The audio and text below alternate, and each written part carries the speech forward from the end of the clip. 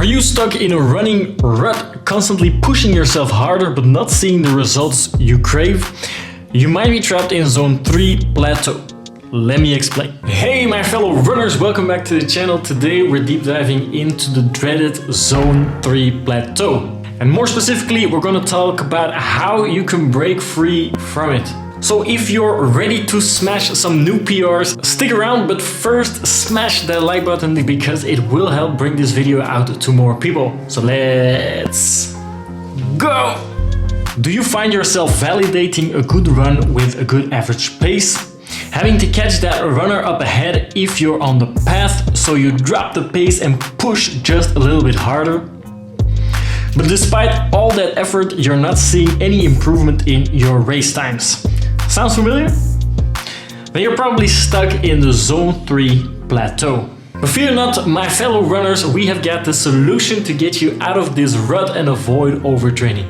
It's all about training smarter, not harder. First things first, let's talk about training zones. Many runners make the mistake of focusing too much of their precious time and energy on that Zone 3.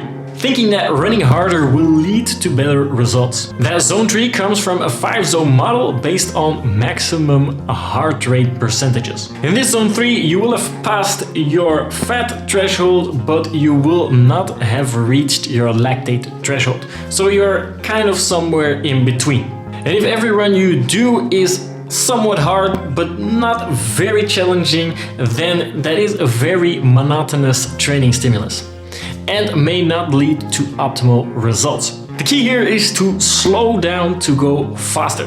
When you're training in the zone just below, which is often referred to as Zone 2 training, you will recover faster and help your body burn more fat for fuel and make it a more efficient way of using that energy. In the Zone 3, like I said before, you are somewhere in the middle between things and you're not really training either or the other.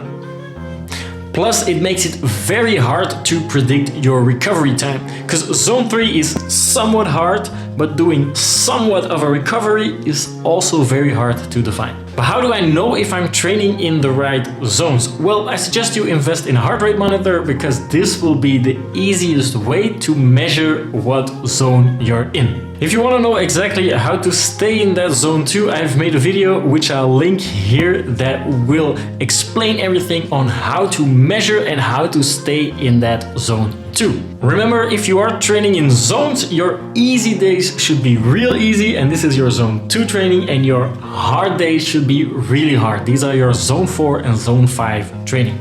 By sticking to these principles, you'll see massive improvements in your speed and endurance. And by regularly doing interval sessions where you go up to Zone 4 and Zone 5, you are inevitably also passing that Zone 3. So you're already working in that Zone 3 when going up to Zone 4 and 5. But how do you create the optimal training plan? It's all about finding the right balance between hard work and recovery. After you're doing a very tough workout, make sure to give your body at least 1 or 2 days to recover, and in those days where you're recovering, you can train, but it should be at a low intensity.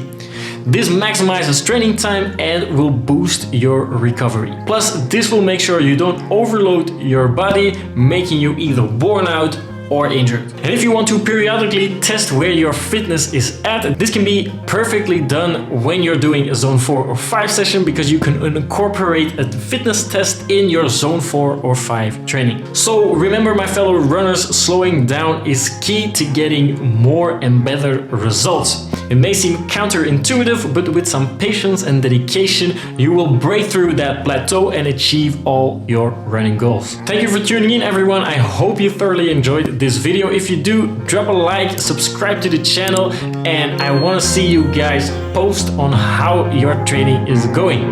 Are you incorporating any of these strategies into your training? Let me know, and I'll see you guys in the next video. Bye.